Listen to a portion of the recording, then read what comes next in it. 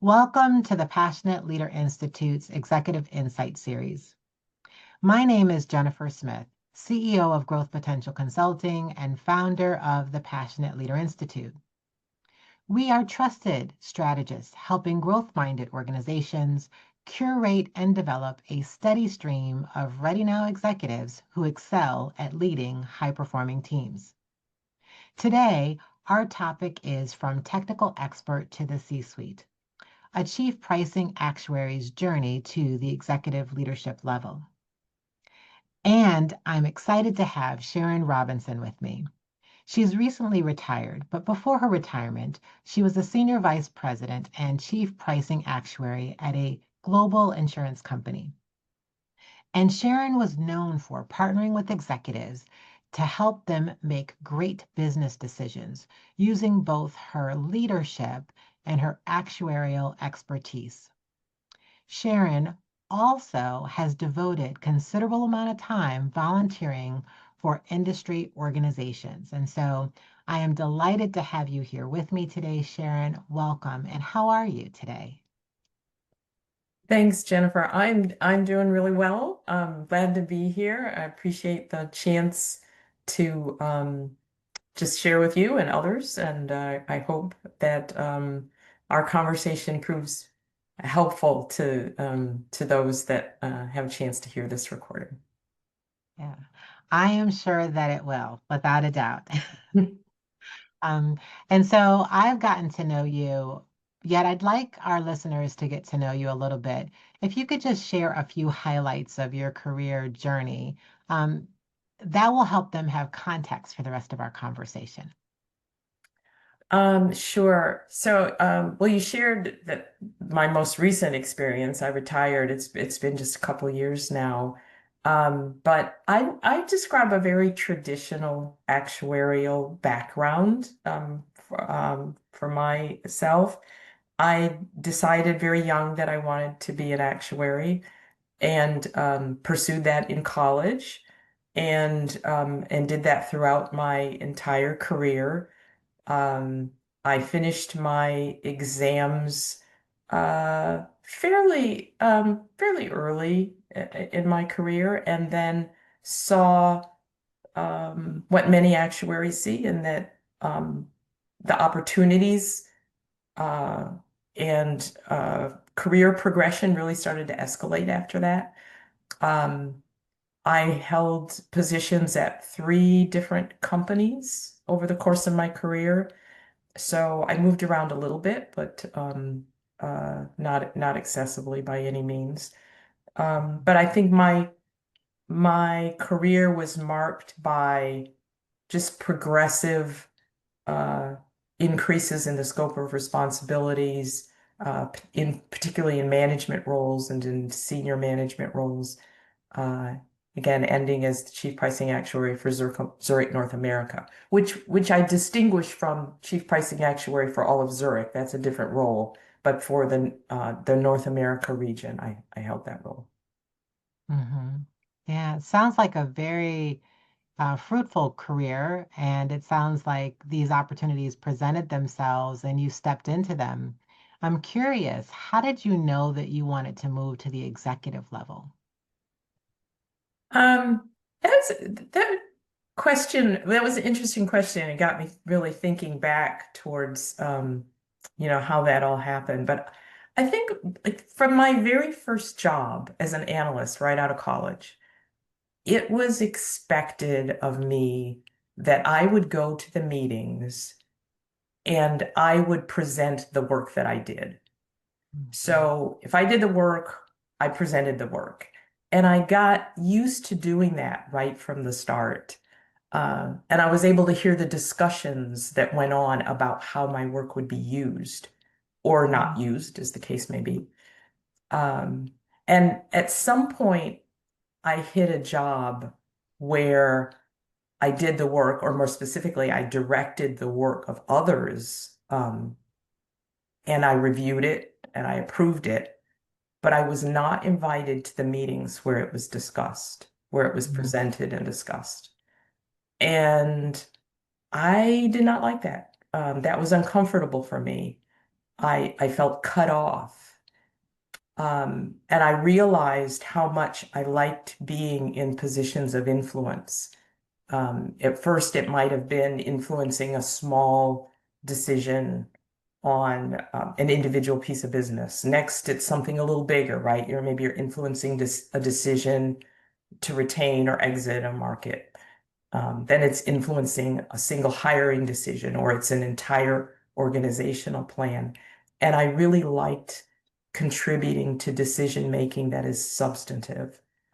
Um, and even though I feel like I was not one that really planned out my whole career or had necessarily specific job goals, that I was aspiring to, I expected that there would be an upward progression in my career, and I judged each job against the last. I would tend to ask myself, is this wider in scope than I had before? Is this more responsibility than I had before? If not, does it give me an opportunity to learn something that will help me uh, to get that next job that's something bigger? Um, Mhm. and when so that, really guided my thinking. And then I remember at one point, a colleague who was in a position more senior than I was at the time shared some very, very helpful and honest feedback with me. And I appreciate many years later having heard this, that this person um, uh, went out and shared this with me about that in the circles they were in when they were discussing talent and opportunities for people, that I was viewed as being complacent, Mm. that I was satisfied in the role I was in, happy doing what I was doing, not really looking to expand or advance. And and it was not so much for anything that I had said, but for what I had not said. I wasn't raising my hand. I wasn't pounding on people's doors about what that next job going to be. And Mhm. when I heard that, I was just shocked. I just like, oh my gosh, that's not how I feel. But that's Mhm. not how I was perceived, and that's not how I was presenting myself. And suddenly, it was really important to me and urgent to change that thinking. And I started speaking up. I started saying out loud the things that I wanted. And it's amazing how when you say out loud what you want, you start acting differently and people start treating you differently. And and eventually things kind of open up, right? Mhm. Yeah. That's such a great story that you shared with us. I'm curious, where in your career journey did you receive this feedback? Would you say it was earlier on, or was it like in the mid-level part of your career? Oh, it was uh in the last 10 to 15 years ago. So it was in the more later part of my career than early. I mean, the realization that I liked being in positions of influence, that happened pretty early.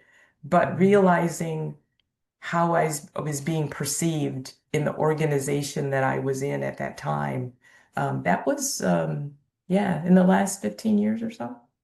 Mhm.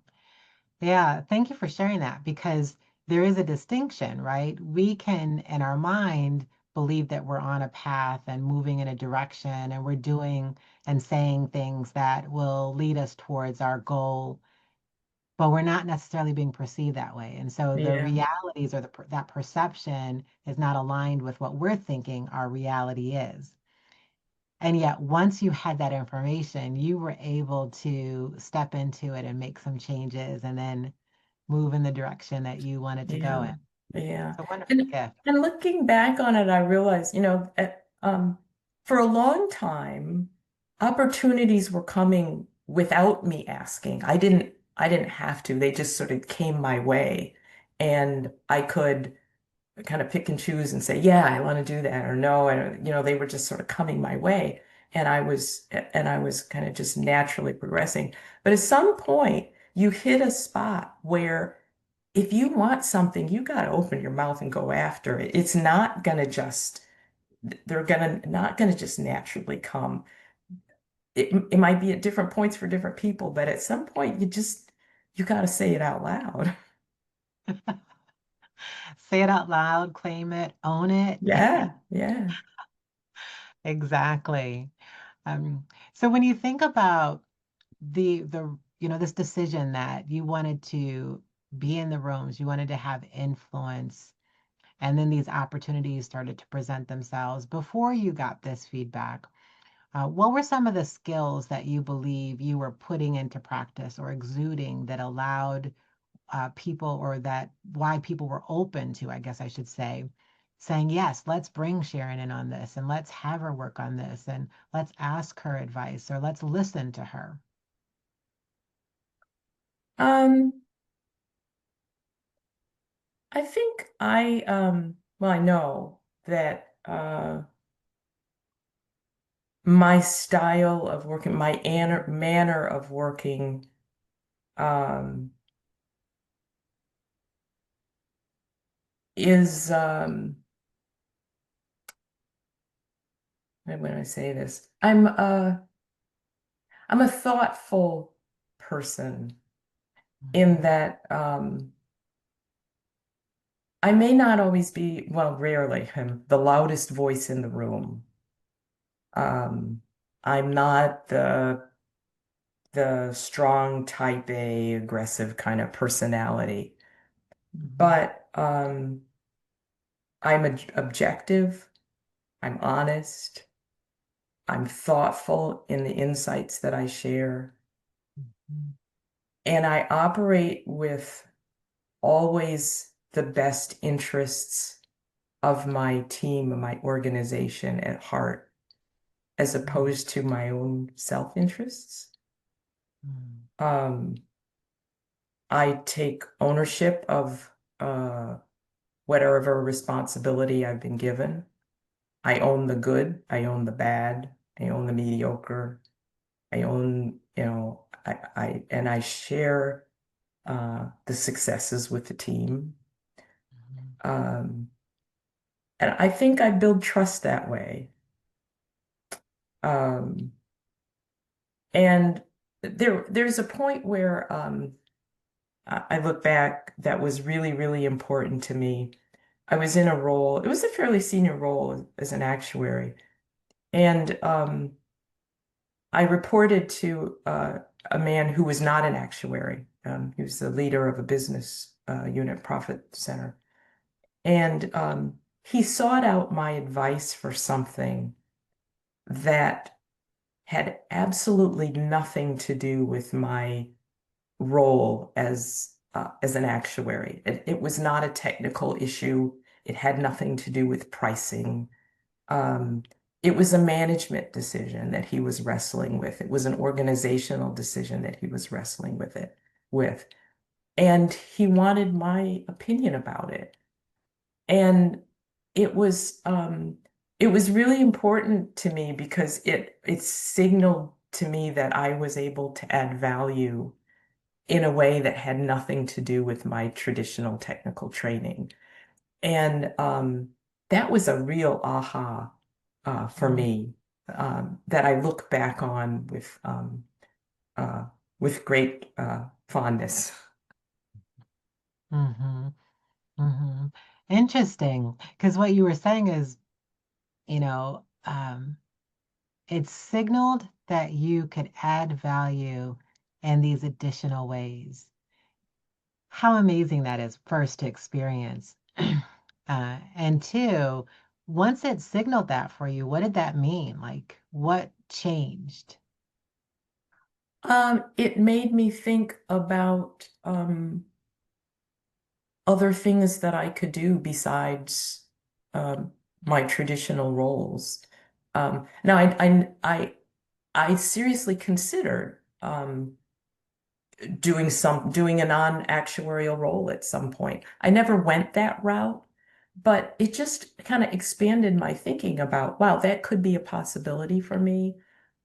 And which happened was I I uh, I progressed upward in my discipline as an actuary that I moved into higher levels of management.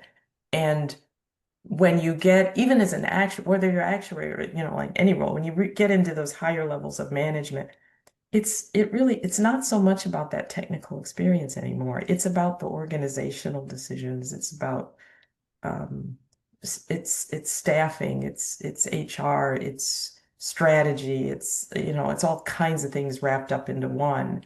And you know, knowing that here is a leader that I respected a great deal, um, that sought my opinion on that kind of a of an issue, um, just was a turning point for me and thinking of and envisioning myself in those kinds of roles. Hmm. Yeah. You're right. At the senior levels within an organization, it's about being a strategic leader. And so it is thinking about your people and it's thinking about what is our vision and what are our priorities and how are our priorities tying to the organization's priorities and how do we make sure that our employees are inspired and they feel motivated to take action and move towards the goals and how it's connecting the dots of the strategy across the organization. It's building effective relationships, as you know, right? Because that's really Hmm. what's key at that level, less about the technical knowledge. The Hmm. technical knowledge helps you understand the business. Don't get me Oh wrong. That's yeah, yeah. you understand business very well, better than most, right? And so that helps you have conversations and drive it. And yet, what really distinguishes you at that executive level are these other capabilities. And so it's wonderful. We started talking about the capabilities. I'm curious, would you say that there are any specific skills or competencies that anyone listening to this should focus on if they want to get to a chief pricing actuary level within their organization or I'll just stop there within their organization. Yeah, yeah.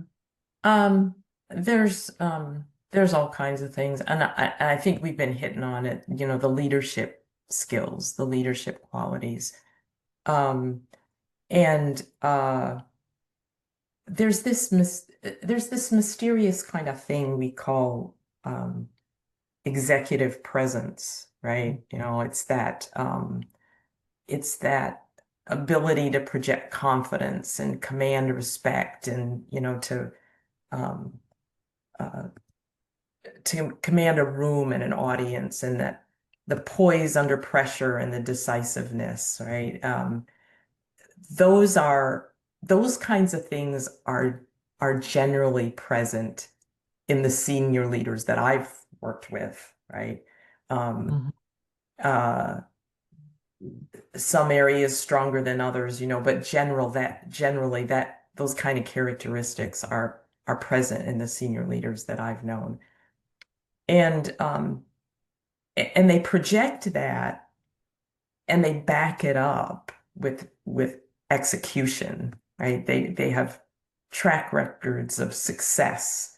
Um, they have just a mindset and ability to act and communicate with confidence. They're self-aware. They recognize how others perceive them and how others are perceiving their message. They can read a room and respond and adapt to what they're seeing in a room. All of those are characteristics of strong leaders that I think are important for advancing in those kind of roles. Mhm.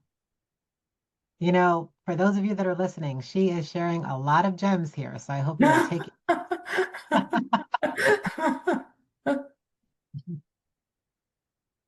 So, I want to now talk just a little bit about um, the future of the actuarial profession. And a lot has been going on in our world, advancements in artificial intelligence. We know it's been around for a while, and yet it's moving at such a light speed at how people are now using it and have access to it. I'm wondering, from your perspective, how do you see artificial intelligence impacting the actuarial field? It is impacting us. It will impact us. Um, and actuarial leaders and organizations that don't understand that and don't embrace it and go after it are going to be, I think, in trouble in the future. I think this embracing innovation, particularly innovation in technology, is about the most important thing going on for us right now.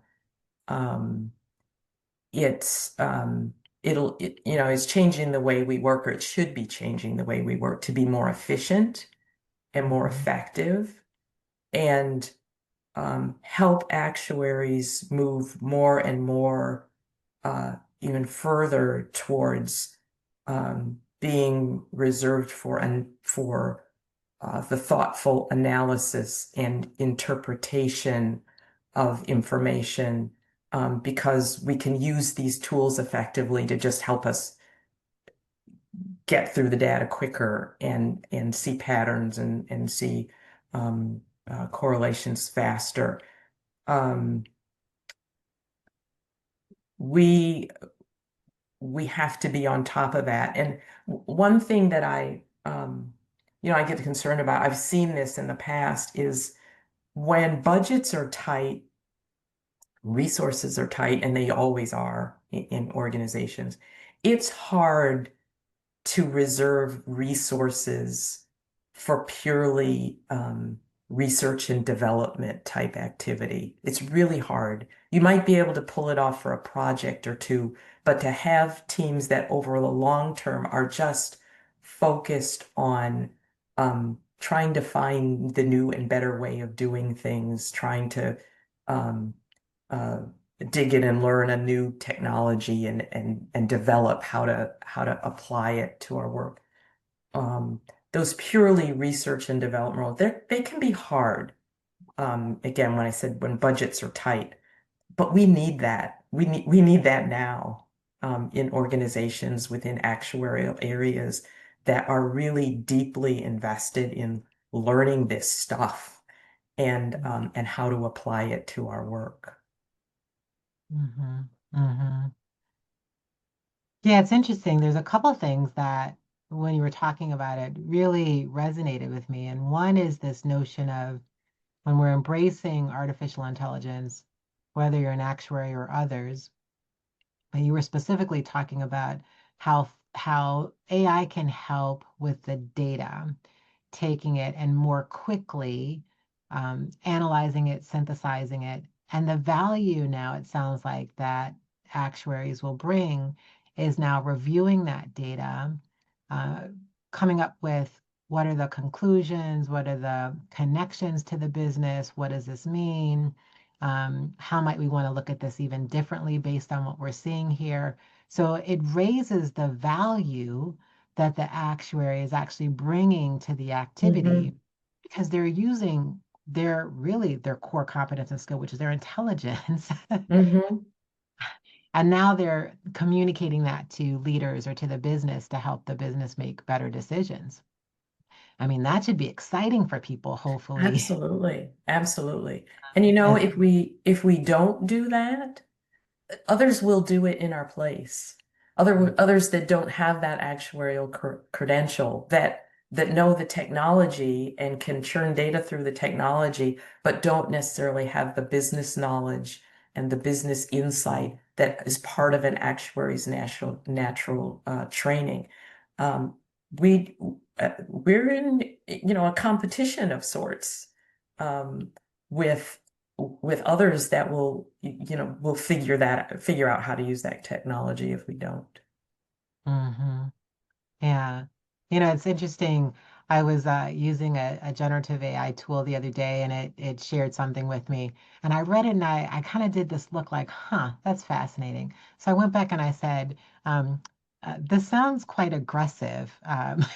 Just want to check in to make sure that this is a realistic perspective. And then it came back and it said, you are correct. So yes, we add value because we, we have to use our minds. Yes. That's a great example. Yes. I'm like, are you sure about that? Because, We- my experience would tell me that. Yeah. Did you think about this? Exactly. And so hopefully that what we're talking about here, others can, relate to it and then figure out how can they embrace this because it's here to stay. And certainly the more that all of us can figure out what it looks like in our worlds and then where we're adding the value, bringing Mhm. that expertise and that experience and that thinking, our disciplines to the table, will help all of us elevate our thinking. Yep, absolutely. Yeah. So that's one area that actuaries will want to focus on, I would say, in the next three or within the next 3 to 5 years. Are there any other skills or capabilities that you would think actuaries should be focused on um, as, for the years to come? Um, well, I just that's the big one. I think technical skill wise, the I'm always an advocate for just building the soft skills.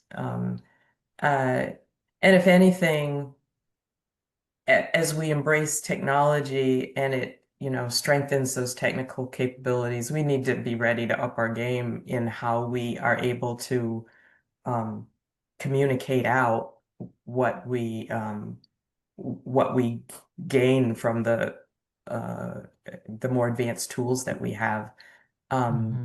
and relay that to management teams for business decisions. So I always stress the building the soft skills, the leadership skills, the communication skills. I think those are really important. Will always be. Hmm. Yeah.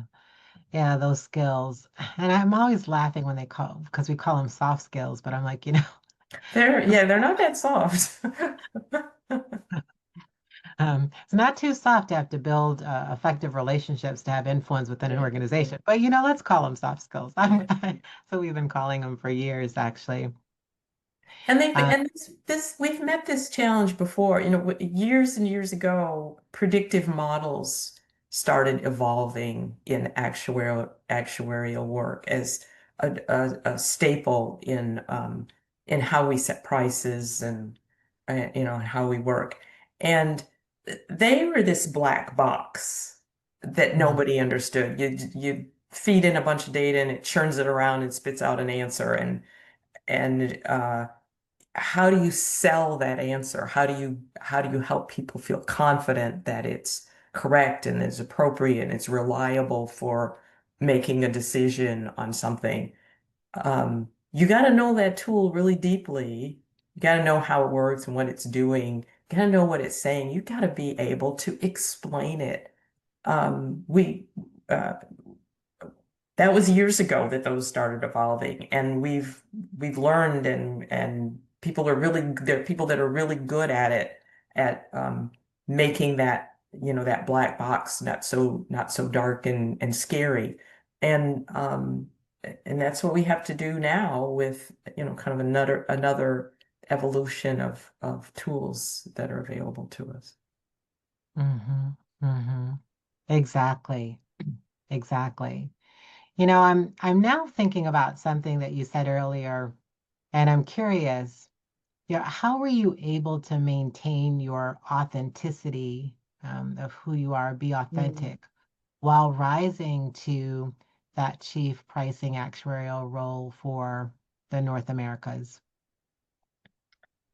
Um, I shared before that I am never the loudest voice in the room.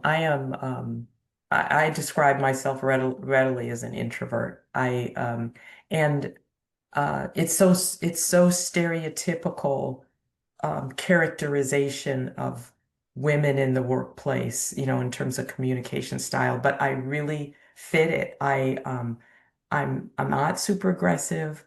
I don't like thinking out loud. I don't like sharing ideas that aren't well thought out. That's, uncomfortable. I don't advocate well for myself necessarily. And yet I'm in a corporate environment that is typically filled with aggressive type A extroverts, right? And that's the world I had to navigate in as a Mhm. woman, as a Black woman, where typically there weren't a lot of other women, there weren't a lot of other Black women, there weren't a lot of other Black people, that I was very much in a minority. Um, there were times when I tried to imitate the style of the people around me. Mhm. Um, and there was one person in particular I remember that told me I needed to. Mhm. I wasn't. They were giving me some, thoughtful advice. They thought valuable advice about Mhm. how I needed to be presenting myself. But they were basically telling me to be like they were, be like me, and me was a white man. Mhm. And I tried it and I failed miserably. I Mhm. cannot pretend to be who I'm not. I'm not. I had to figure out a way to navigate and be heard and be respected just as I am. Um, and I'm grateful that there were women along the way, one in particular, who had a style very similar to mine and Mhm. was an exceptional leader and was one of those people where um, she was very patient and very thoughtful. And she was the last one to speak. Everybody might have been going for an hour, and she had something to say, and the room, you could hear a pin drop because she had that much respect and spoke with such authority and confidence. And she knew what questions to ask. And she was just very, very effective. And I thought, wow, um, we have a lot. I felt like I had a lot of in common with her in her style. I don't mind being the last one to speak. I can patiently wait out all the jibber jabber that goes on and then share my thoughts. Um, and people listened. People listened. People care what I had to say, and I built a reputation um, for being thoughtful and objective and for asking good questions and being willing to be uh, a differing opinion in a very respectful manner. Um, and I like that description. I'm comfortable with that. Very comfortable with that. So I could be me. I could be my style, even in the middle of a bunch of people that were not really my style. Mhm. And it takes confidence and courage to do that, by the way. And so it sounds like you really leaned into that. Um, yeah. Not easily. I'm not saying it's easily. It's learned experience, but yeah, yeah. Hmm. And if you want to talk about authentic, I have to raise the point about my hair. I cannot not say um that's that's how I present myself is part of me, right? And the hair thing was a big deal. It's a big deal. When Hmm. I made the decision to stop straightening my hair, and when I did the big chop, I was I was so nervous about going back to the office. I was so worried about what are people going to say? What are people going to think? Blah, blah, blah, blah, blah, blah. It's hair for crying out loud. It's just, it's my hair. It's me, you know, and, I did it and the sun still came up the next day and and yes, I got a lot of questions, I got a lot of stares. Some people said silly things. Most people were really, really supportive and complimentary. And it, it- I think it helped me be more of me, to take that step and realize even in the way I again show up my presence, my personal appearance. I'm me, and just I'm me. Yeah, yeah. Yes. I say yes. I am very much in tune with what you just said. Can relate to it 100%.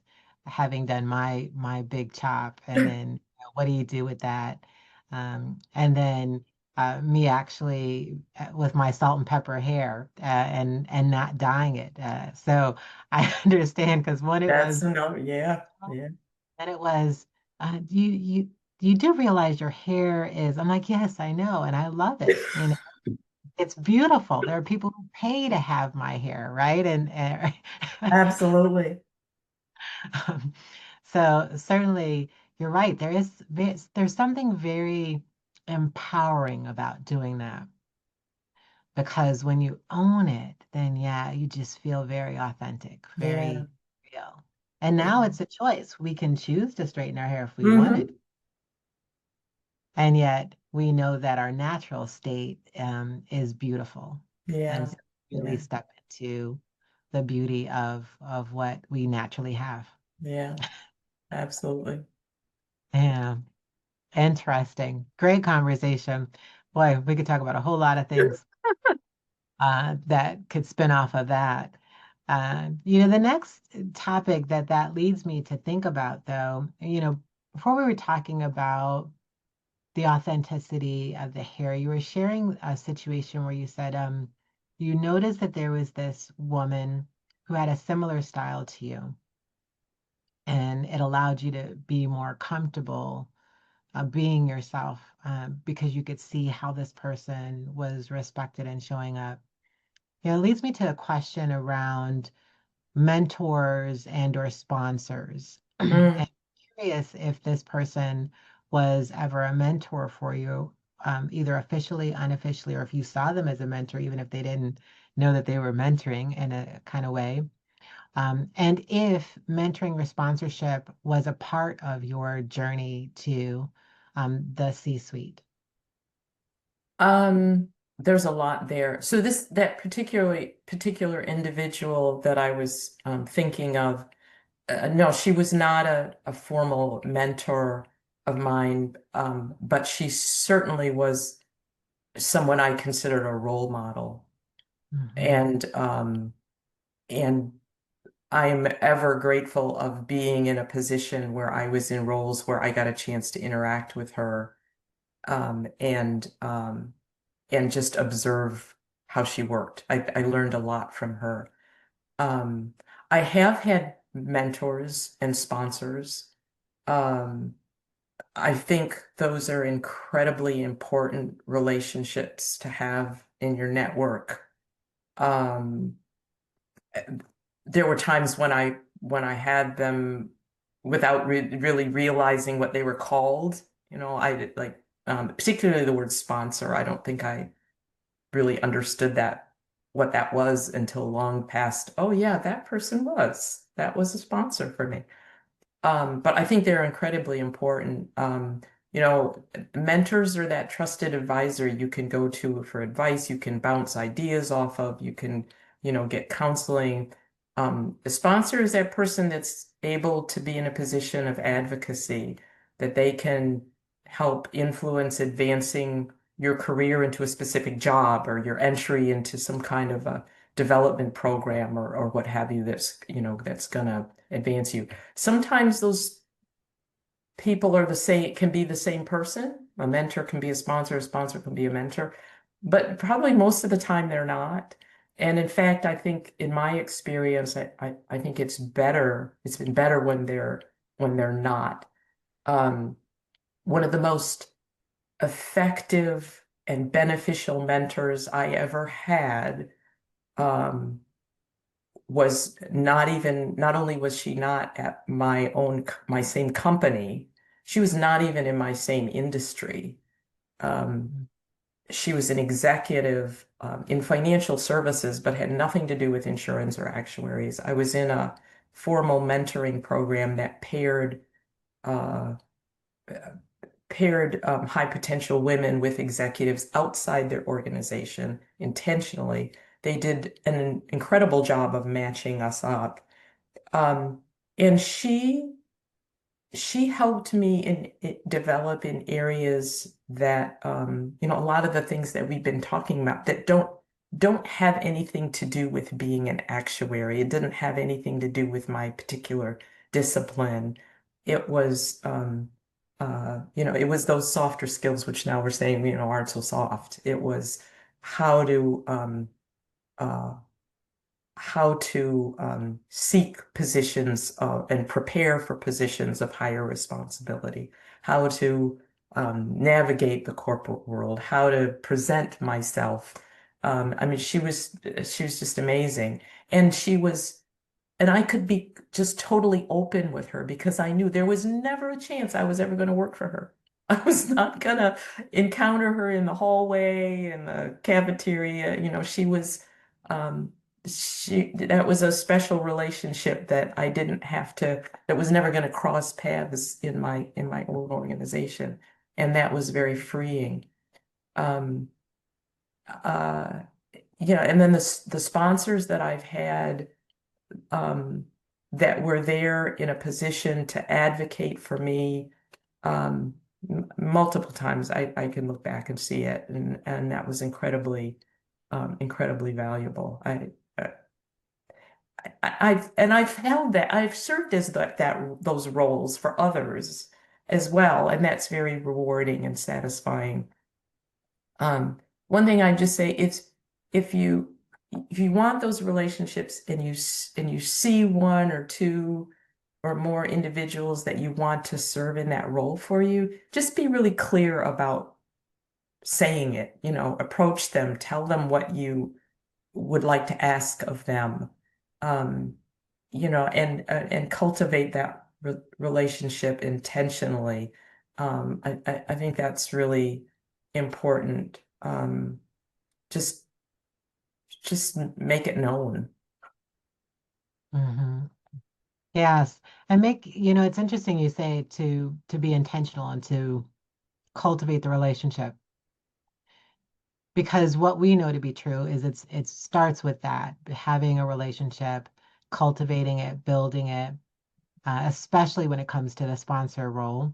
Once someone gets to know you, we even encourage people to add value to people that you think might even be sponsors. Sometimes it's not even just singling on one person because you're just finding people that you're learning about their business, you're learning about their functional area. You know that they might have some level of influence. You're adding value to them, you're getting to know them, and then it kind of works out where they sometimes are a sponsor for you and you don't even know they're a sponsor for you. Right, And it's right, because you cultivated that relationship. right. And then with the mentoring, you're right, it's cultivating the relationship. And yet the great thing about it is when you have someone that you can just be honest with, you can Yeah, be real with, you can, um, because when you do that, you get some great conversation going and yeah, potentially some life-changing advice. yeah, You have to yeah. be vulnerable in with both relationships. Um, Yet I believe more vulnerable sometimes with the mentoring relationship. Yeah, oh yeah, yeah, yeah, yeah.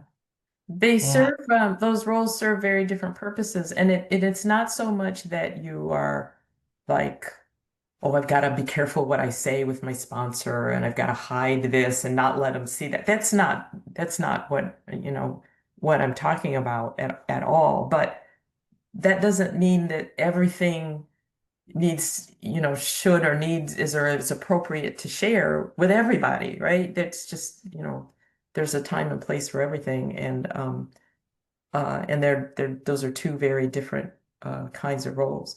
And there might be a need, probably is a need for more than one of these at different stages of your career.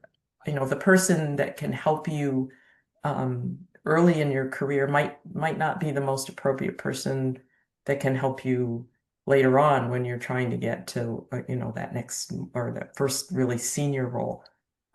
So they you'll have different needs over the life of your career. Hmm.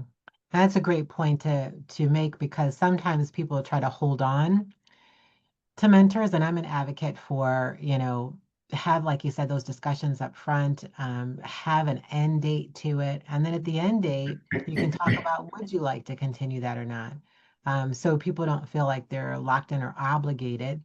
And it's okay if that relationship comes to an end, right? Yeah, Because even though the mentoring came to an end, maybe it develops into something else or maybe not. Sometimes people are just in our lives for a season and we're in their lives for a season, yeah.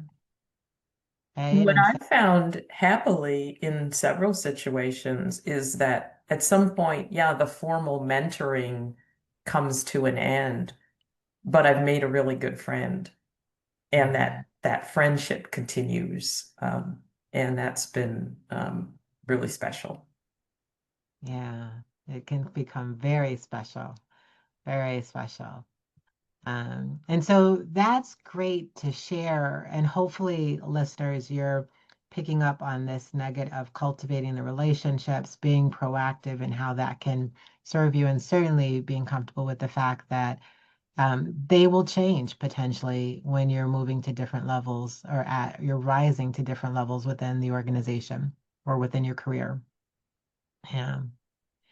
We've talked a lot about you at the workplace, but in the workplace, and I know you also do community service activities and work as well. And I'm curious, what inspired you to become active in your community, and even specifically in some of the actuarial societies and associations that you've chosen to participate in and volunteer with?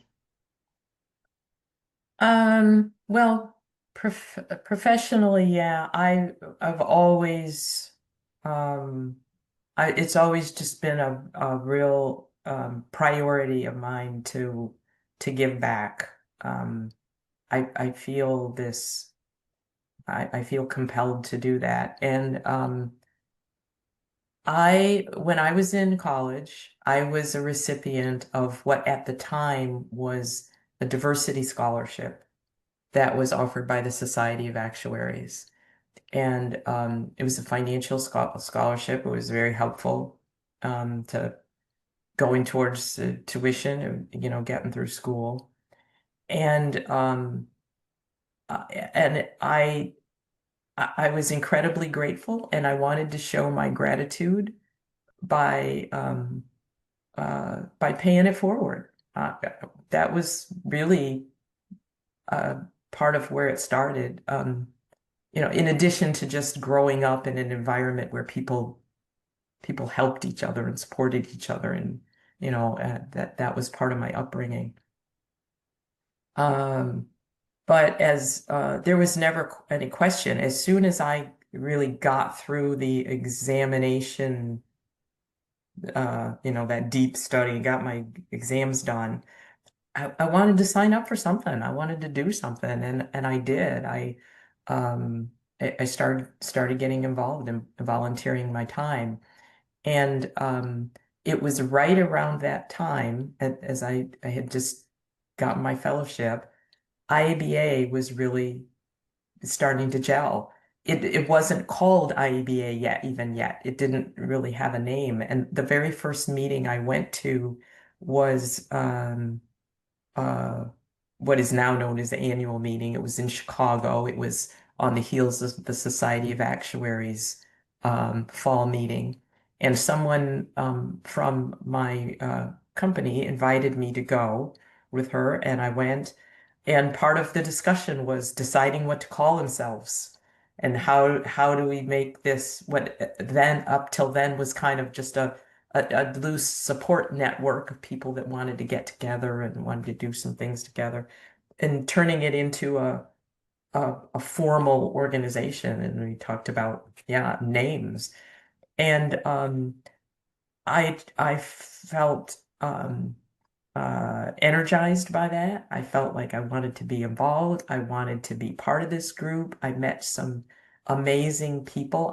That's where I first met Robert Randall, who has passed away a number of years ago, but he was the first um, Black person to achieve fellowship in the Society of Actuaries, an amazing pioneer. Um, and I dug in, I got involved, and next thing I knew, 40 years had gone by. Like there was a lot in between. But I wore a lot of hats in IBA, and I met a lot of people. I hope I helped a lot of people. They certainly helped me.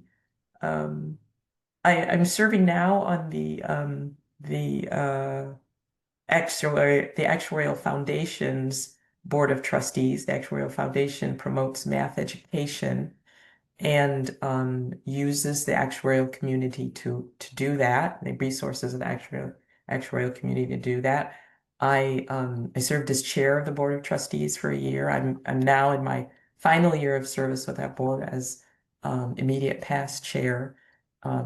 So 7 years with them, many years with IABA. Some deep long-term commitments that I've really valued. hmm It sounds like it. You know, one of the things that we believe, and especially with the leaders that we work with, when you do things in your community, it impacts how you show up as a leader. And like you were saying, for you, it was this desire to give back. And there is something about when leaders create this holistic view of, yes, I have a work life and I'm giving back in this way in my community or to my profession. I don't want to say it's a balance, but it creates, it almost creates like a holistic person, it's more of a holistic leadership perspective that you have because you've got what you're doing at work and you've got the community, which is typically volunteers coming together. And those two worlds sometimes, even though they may operate similarly, they have different experiences because volunteers, they just volunteer. Hmm. So they're not paid to do the work for some of those roles. Not all. Some of the organizations, there are some monies that people can receive, but most of them, they're not paid. They're giving of their time, whereas in the workplace, they're actually receiving some type of compensation for their work. So I'm curious, how potentially does the work that you do from a community perspective influence who you are as a leader, or was influencing who you were as a leader in the workplace before you retired? Um, it was a great place to build leadership skills, to build my network of connections. Uh, yeah, it was a great learning ground um, for project management, for relationship building, very much so. And it helped me, it helped me recognize and understand my own values, um, and articulate my own values deeply. And I think this actually goes to the back to the question about being authentic.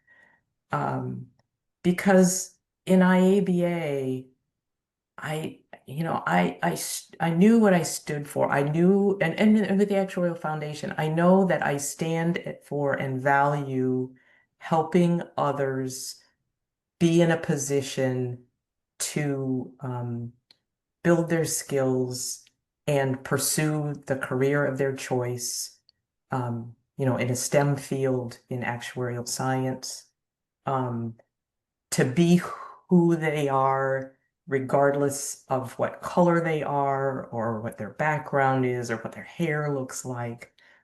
And um, 5 years ago, following the murder of George Floyd, when the whole country is just trying to grapple with what we saw in that video.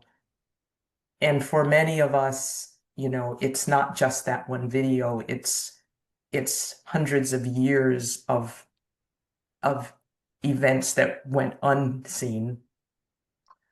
I started to find my voice as a leader, speaking out publicly, sharing my story, sharing my experiences, and being more challenging, even within my own company, about the lack of representation um, for uh, for people of color.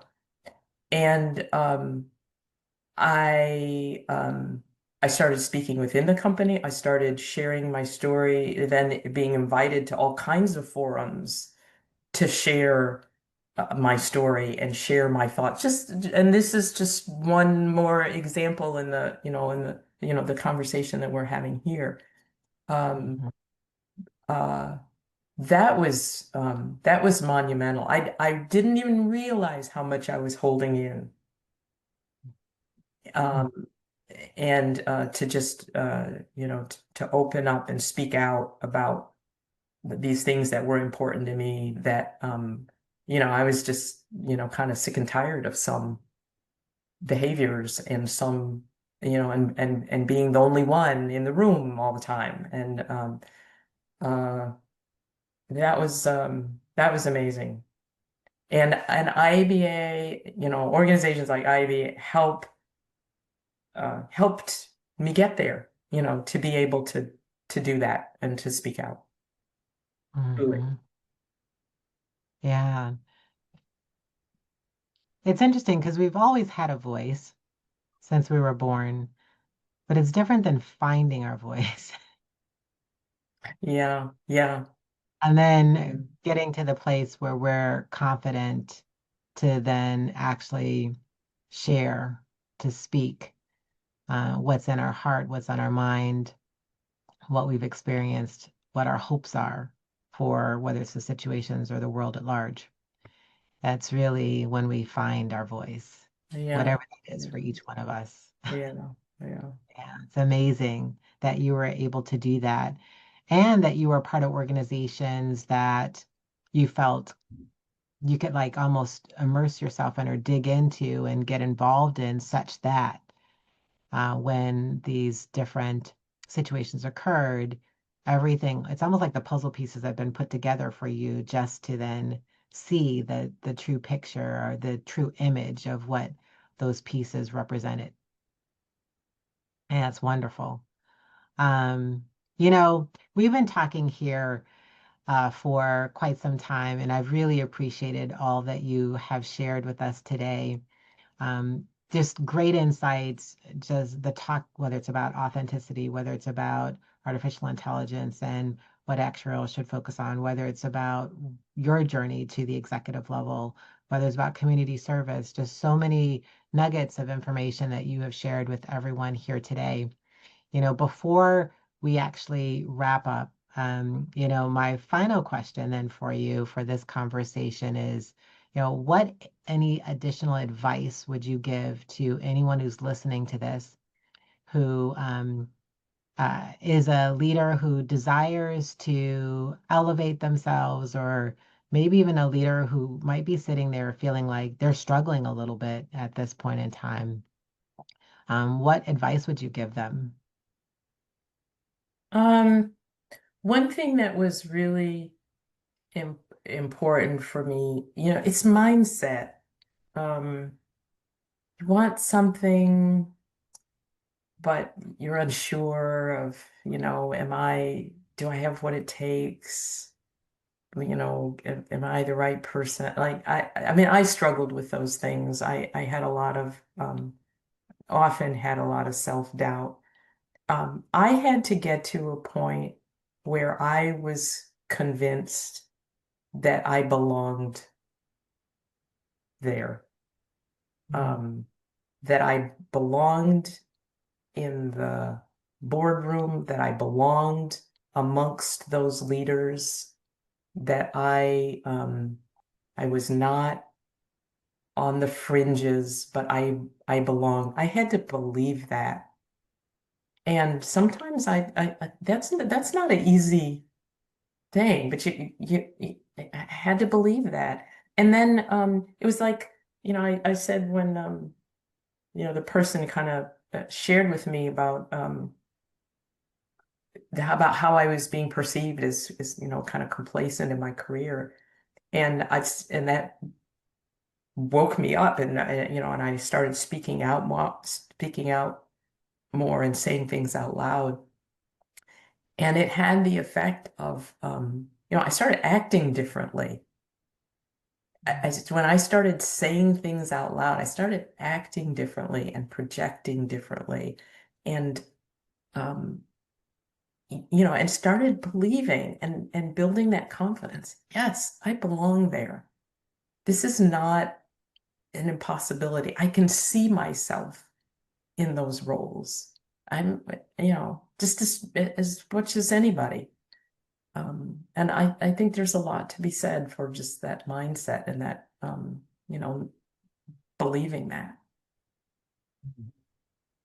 yeah, and there was a lot in what you just said because today you shared that you had the desire, um, and that desire is a piece of it. And then it's the belief in oneself, one's ability, and belief that they deserve almost to have whatever it is that they want, to be in that room, to be in the boardroom, to have influence, to rise to a certain level within the organization.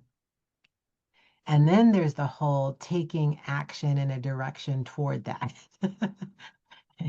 And so have to have the desire, and then we have to believe and trust, and then we actually have to do something. We have to take action, Hmm. move in the direction, recognizing that because we have this desire, it's going to take us somewhere, right?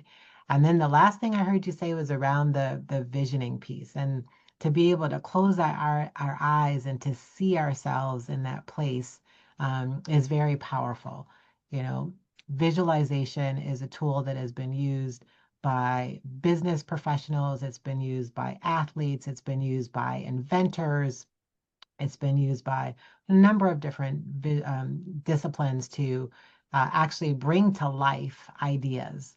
And so what you're saying is, yes, this is something that I want. It's a desire. I'm gonna visualize and see myself there. And so that's another powerful tool that you were sharing with us here today that helped you and can help others. Yeah. And then I just add to that what we talked about with the mentors and sponsors is be willing to accept help and reach out to people um, that will challenge you and be honest with you and really challenge you and stretch you. And uh, I think that's very important as well. Yeah, yeah. Well, thank you very much. I truly appreciate you taking the time to speak with us here today, Sharon. For those of you that are listening, I hope that you were taking notes. And if not, you certainly can listen to this recording again and take any notes that you need to. We are looking forward to having you at our next Executive Insight series. In the meantime, you take care and be well.